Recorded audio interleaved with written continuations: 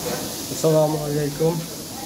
এই যে আমার এসি থেকে নিচ্ছে হইল 4.6 অ্যাম্পিয়ার কারেন্ট ভোল্টেজ হইল 213 এখন। আর বাসায় আউটপুট লোড যাচ্ছে হইল 7.0। তার মানে আমার ঘরে খরচ হচ্ছে হইল 1.42 কিলোওয়াট। আর সোলার থেকে পাইতেছি আমি 853 ওয়াট। আমরা যদি আরও ভালো করে খেয়াল করি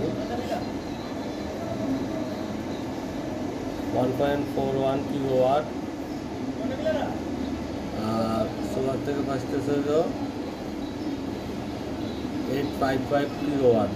তাহলে আমার এই যে হাইব্রিড মেশিন এসিকে শেয়ারিং করে চালাচ্ছে, সোলার থেকে এটা নিচ্ছে, বাকিটা সে কারেন্ট থেকে গ্রিড থেকে নিয়ে চালাচ্ছে। এই যে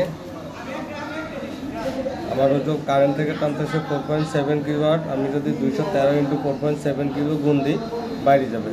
আর বাসায় টোটাল লোড টানতেছে হইল 7 থেকে 7.1 অ্যাম্পিয়ার।